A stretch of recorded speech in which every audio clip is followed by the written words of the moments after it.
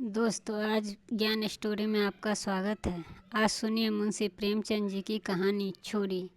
हाय रे बचपन, तेरी याद भी नहीं भूलती। वह कच्चा टूटा घर, वह पुआल का बिछौना, वह नंगे बदन नंगे पांव खेतों में घूमना, आम के पेड़ों पर चढ़ना, सारी बातें आंखों के सामने ही फिरी रहती हैं। चमरौंधो जूते पहनकर उस वक्त कितनी खुशी होती थी। अब फ्लेक्स के बूटों में भी वह बात नहीं है। गरम पूरे रस में जो मज़ा था, अब वह गुलाब के शरबत में भी नहीं आता। चबेने और कच्चे बेरों में जो रस था, वह अब अंगूर के खीर मोहन में भी नहीं मिलता। मैं अपने चचेरे भाई हलधर के साथ दूसरे गांव में एक मौलवी साहब के यहाँ पढ़ने जाया करता था। मेरी उम्र करीब 8 साल थी। हलधर अब वह स्वर्ग में निवास कर रहा है। मुझसे 2 साल ही जेठ था। हम दोनों प्रातःकाल बासी रोटियां खाकर दोपहर के लिए मटर और जौ का चबेना लेकर घर से चल देते थे। फिर तो सारा दिन अपना ही होता था। मौलवी साहब के यहाँ कोई हाजिरी का रजिस्टर तो था नहीं और न गैर हाजिरी का कोई जुर्माना ही देना पड़ता था। फिर डर किस बात का? कभी तो थाने के सामने खड़े सिपाहियों की कवायद देखते, कभी किसी भालू या बंदर के नाचने वाले मदारी के पीछे पीछे घूमने में ही दिन कट जाता था। कभी रेलवे स्टेशन की ओर निकल जाते और गाड़ियों की बहार देखते। गाड़ियों के समय का जितना ज्ञान हमको था, उतना शायद टाइम टेबल को भी न था। रास्ते में शहर के एक महाजन ने एक बाग में काम लगवाना शुरू किया था। वहाँ एक कुआं खुदा जाना था। हम भी वहाँ के लिए निकल पड़े थे और तमाशा देखते थे। बूढ़ा माली हमें अपनी झोपड़ी में बड़े प्रेम से पास बैठाता था। हम उसे झगड़ झगड़ कर उसका काम करते थे। कहीं बाल्टी लिए पौधों को सींच रहे होते, कहीं खुरपी से क्यारियाँ गोड़ रहे होते, कहीं कैंची से बेलों की पत्तियाँ भी छांट देते। उन कामों में कितना आनंद था। माली बाल प्रकृति का पंडित था। हमसे काम लेता, पर इस तरह मानो हम पर कोई एहसान कर रहा हो। वह जितना काम वह दिन भर में करता, हम 1 घंटे भर में ही निपटा देते थे। अब वह माली नहीं, लेकिन बाग हरा भरा है। उसके पास से होकर गुजरता हूँ तो जी चाहता है मैं उन पेड़ों के गले मिलकर खूब रोऊं और कहूँ, प्यारे तुमने मुझे भुला दिया, लेकिन मैं तुम्हें आज तक नहीं भूला। मेरे हृदय में तुम्हारी याद अभी तक जीवित है, उतनी ही हरी है जितना कि तुम्हारे पत्ते। निस्वार्थ प्रेम के तुम जीते जागते स्वरूप हो। कभी कभी हम हफ्तों गैरहाजिर रहते, मौलवी साहब से ऐसा बहाना कर देते कि उनकी बढ़ी हुई त्योरियां तक उतर जाती थी। उतनी कल्पना शक्ति आज होती तो शायद ऐसा उपन्यास लिख मारता कि लोग चकित के चकित रह जाते। अब तो यह हाल है कि बहुत सिर खपाने के बाद ही मुझे कोई कहानी सूझती है। खैर, हमारे मौलवी साहब एक दर्जी थे। मौलवीगिरी केवल वह शौक से किया करते थे। हम दोनों भाई अपने गांव के कुर्मी कुम्हारों में से उनकी खूब बड़ाई किया करते थे। यूँ कहिए कि हम मौलवी साहब के सफरी एजेंट थे। हमारे उद्योग से जब मौलवी साहब को कुछ काम मिल जाता तो वह फूले न समाते। जिस दिन कोई अच्छा बहाना न सूझता, मौलवी साहब के लिए कोई न कोई सौगात ले जाते। कभी सेर आधा सेर फलियां तोड़ ली, कभी 10-5 ऊख, कभी जौ या गेहूं की हरी हरी बालें ले ली। वह उन सौगातों को देखते ही मौलवी साहब का क्रोध शांत हो जाता। जब इन चीज़ों की फसल न होती तो हम सजा से बचने के लिए कोई और ही उपाय सोच लिया करते थे। मौलवी साहब को चिड़ियों का बड़ा शौक था। मकतब में श्याम, बुलबुल, दहियल और चंडुल के पिंजड़े लटकते रहते थे। हमें सबक याद हो या न हो, चिड़ियों को सभी सबक याद हो जाते थे। हमारे साथ ही वह भी पढ़ा करती थी। इन चिड़ियों के लिए बेसन पीसने में हम लोग खूब उत्साह दिखाते थे। मौलवी साहब सब लड़कों को पतंगे पकड़ लाने की ताकीद करते रहते थे। इन चिड़ियों को पतंगों से भी बेहद विशेष रुचि थी। कभी कभी हमारी बला से पतंगों के सड़ ही सिर चले जाते थे। उनका बलिदान करके हम मौलवी साहब के रौद्र रूप को प्रसन्न कर लिया करते थे। एक दिन सवेरे हम दोनों भाई तालाब में मुख धोने के लिए गए। हलधर ने कोई सफ़ेद सी चीज़ मुट्ठी में ले कर दिखाई। मैंने लपक कर मुट्ठी खोली तो उसमें 1 रुपया था। विस्मित होकर पूछा, यह रुपया तुम्हें कहाँ से मिला? हलधर ने कहा, अम्मा ने ताक पर रखा था, चारपाई खड़ी करके मैं निकाल लाया। घर में कोई संदूक या अलमारी तो थी नहीं। रुपए पैसे एक ऊंचे ताक पर ही रख दिए जाते थे। एक दिन पहले चचा जी ने सन बेचा था, उसी के रुपए जमींदार को देने के लिए रखे हुए थे। हलधर को न जाने क्यों कर पता लग गया था। जब घर के सभी लोग काम धंधों में लग गए तो अपनी चारपाई खड़ी की और उस पर चढ़कर 1 रुपया निकाल डाला। उस वक्त हमने कभी रुपया छुआ तक न था। वह रुपया देखकर आंख आनंद और भय दोनों से भर उठा। दिल में तरंगे उठने लगी। वे अभी तक याद हैं। हमारे लिए 1 रुपया बहुत ही अलभ्य वस्तु थी। मौलवी साहब को हमारे यहाँ सिर्फ 12 आने ही मिला करते थे, वह भी महीनों के अंत में। महीने के अंत में चचा जी खुद जाकर ही पैसे दे आते थे। भला कौन हमारे गर्व का अनुमान कर सकता था। लेकिन माँ का भय आनंद के में विघ्न डाल रहा था। रुपए अनगिनत तो थे नहीं। चोरी खुल जाने की बात मानी थी। चाचा जी के क्रोध का भी मुझे नहीं, हलधर को प्रत्यक्ष अनुभव हो रहा था।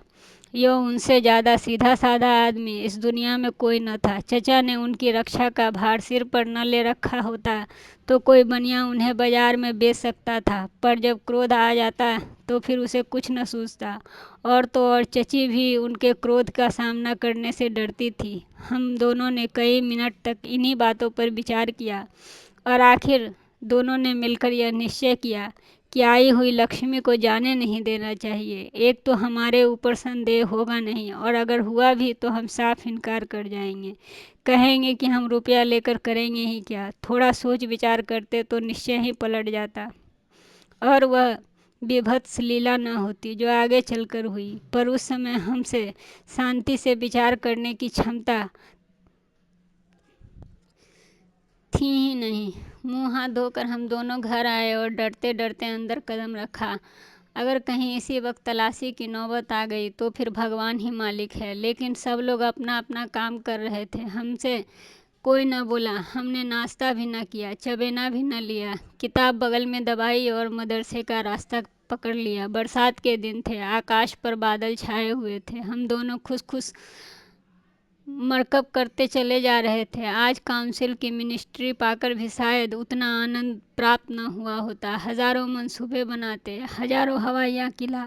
यह अवसर हम दोनों को बड़े भाग्य से मिला था। जीवन में फिर शायद ही कोई अवसर मिले। इसलिए रुपए को इस तरह खर्च करना चाहते थे कि ज़्यादा से ज़्यादा दिन तक चल सके। यद्यपि उन दिनों 5 आने का सेर बहुत अच्छी मिठाई मिलती थी और शायद आधा सेर मिठाई में हम दोनों अफड़ जाते। लेकिन यह ख्याल हुआ कि मिठाई खाएंगे तो रुपया आज ही गायब हो जाएगा। कोई सस्ती चीज़ खानी चाहिए जिसमें मज़ा भी आए, पेट भी भरे और पैसे भी कम खर्च हों। आखिर अमरूदों पर हमारी नज़र जा गिरी। हम दोनों राज़ी हो गए। 2 पैसे के अमरूद लिए। सस्ता समय था। बड़े बड़े 12 अमरूद मिले। हम दोनों ने कुत्ते के समान नोच नोच कर खाया, इसलिए कि आज दामन भरे हुए थे।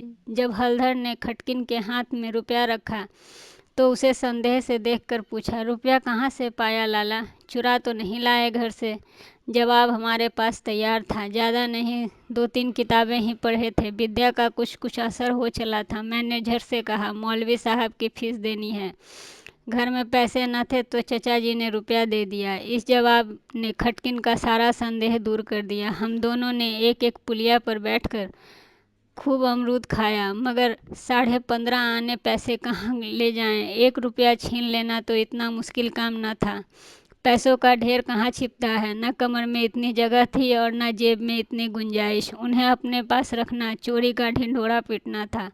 बहुत सोचने के बाद हम दोनों ने यह निश्चय किया कि 12 आने तो मौलवी साहब को दे दिए जाएं, शेष 3.5 आने की मिठाई में उड़े।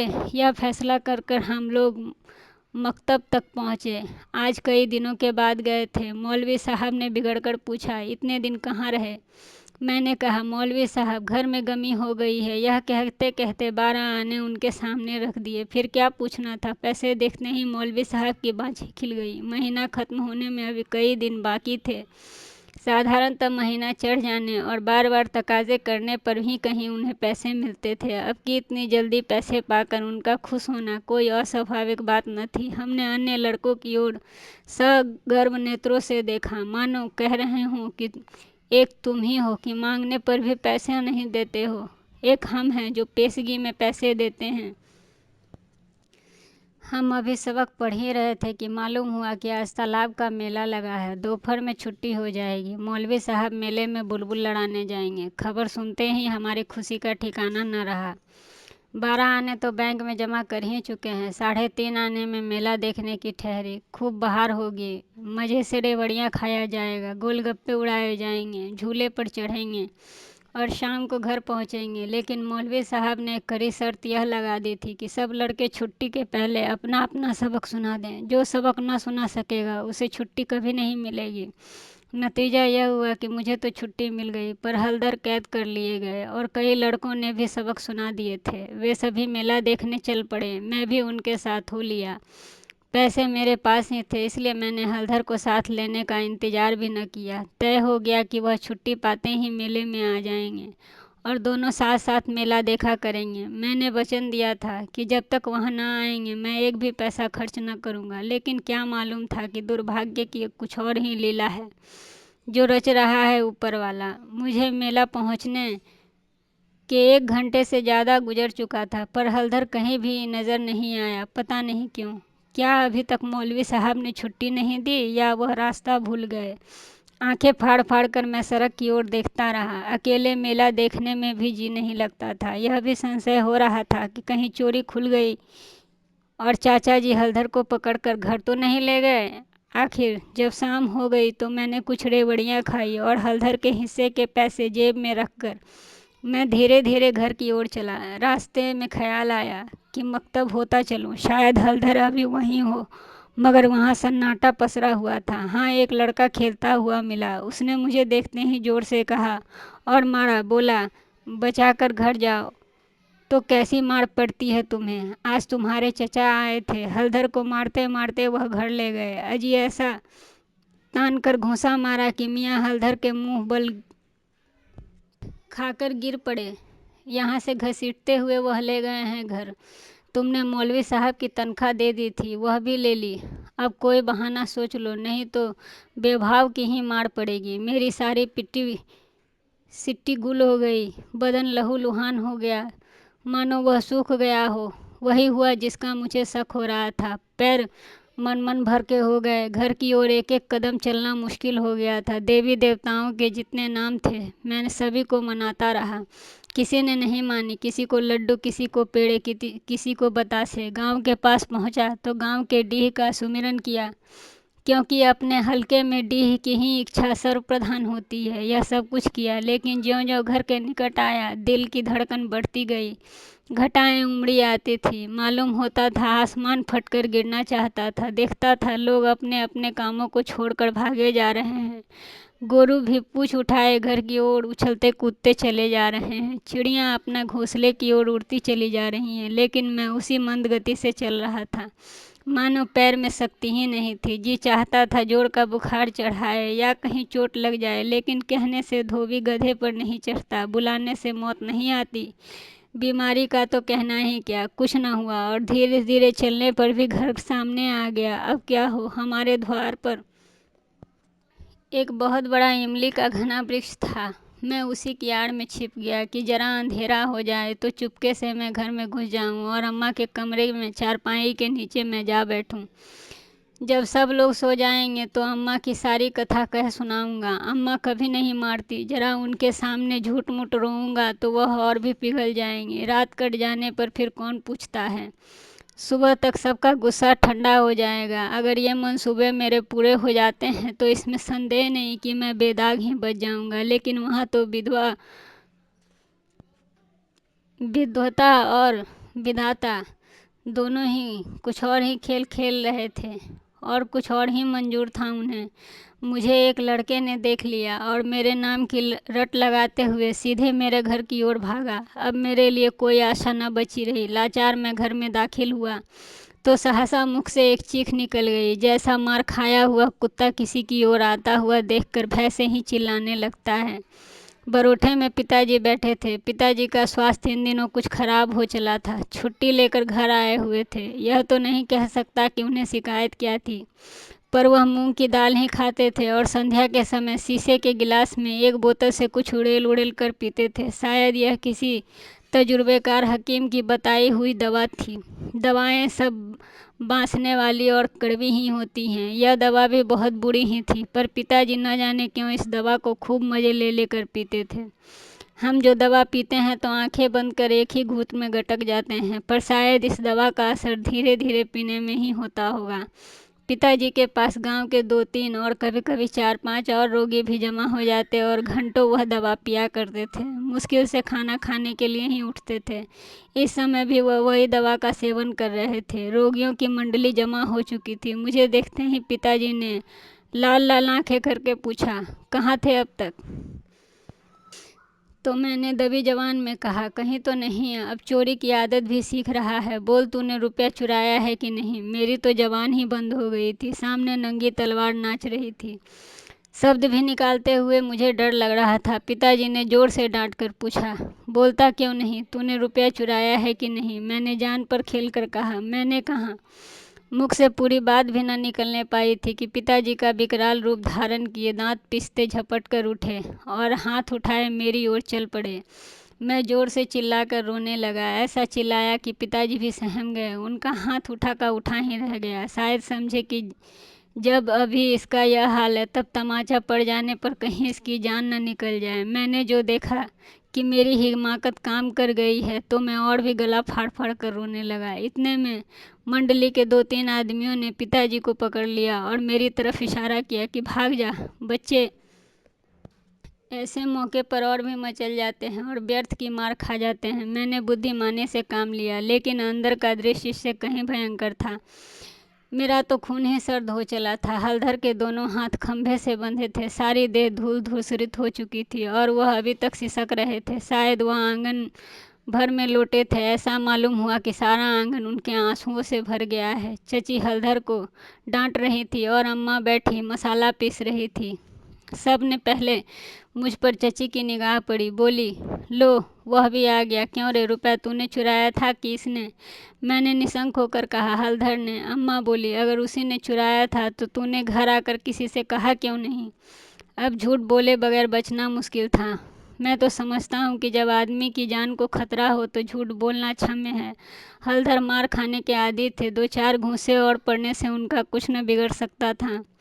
मैंने मार तो कभी खाई न थी। मेरा तो 2-4 घूंसों में ही काम तमाम हो जाता। फिर हलधर ने भी तो अपने आप को बचाने के लिए मुझे फंसाने की चेष्टा की थी। नहीं तो चची मुझसे यह क्यों पूछती, रुपया तूने चुराया है या हलधर ने? किसी भी सिद्धांत से मेरा झूठ बोलना इस समय संतुष्ट नहीं था, तो क्षम्य जरूर था। मैंने छूटते ही कहा, हलधर कहते थे कि किसी से बताया तो मार ही डालूंगा। अम्मा ने कहा, देख वही बात निकली ना। मैं तो पहले ही कहती थी कि भाई इस बच्चे की ऐसी आदत नहीं। पैसा तो वह हाथ से छूता भी नहीं, लेकिन सब लोग मुझे ही उल्लू बनाने लगे थे। हलधर, मैंने तुमसे कब कहा था कि बताओगे तो मारूंगा? मैं वहीं तालाब के किनारे। हलधर, अम्मा बिल्कुल झूठ है। चची, झूठ नहीं सच है। झूठा तो तू है और तो संसार सच्चा। तेरा नाम निकल गया है ना। तेरा बाप नौकरी करता है, बाहर से रुपया कमा कर लाता है। 4 आने उसे भी भला आदमी कहते हैं। तो तू भी सच्चा होता। अब तो तू झूठा ही झूठा है। जिसके भाग में मिठाई लिखी थी उसने मिठाई खाई। तेरे भाग में लात खाना लिखा है तो लात खाएगा। यह कहते हुए चची ने हलधर को खोल दिया और हाथ पकड़कर भीतर ले गई। मेरे विषय में स्नेहपूर्ण आलोचना करके अम्मा ने पासा पलट दिया, नहीं तो अभी बेचारे पर न जाने कितनी मार पड़ती। मैंने अम्मा के पास बैठकर अपने निर्दोषिता का राग खूब अलापा। मेरी सरल हृदयता माताजी ने मुझे सत्य का अवतार ही समझ लिया था। उन्हें यह पूरा विश्वास हो चुका था कि सारा अपराध हलधर का ही है। एक क्षण बाद मैं गुड़ चबेना लिए कोठरी से बाहर निकला। हलधर भी उसी वक्त चिवड़ा खाते हुए बाहर निकले। हम दोनों साथ साथ बाहर आए और अपनी अपनी आप बीती सुनाने लगे। मेरी कथा सुखमय थी, हलधर की दुखमय, पर अंत दोनों का एक सा था, गुड़ और चना चबेना जैसा। दोस्तों, आपको ये कहानी कैसी आई?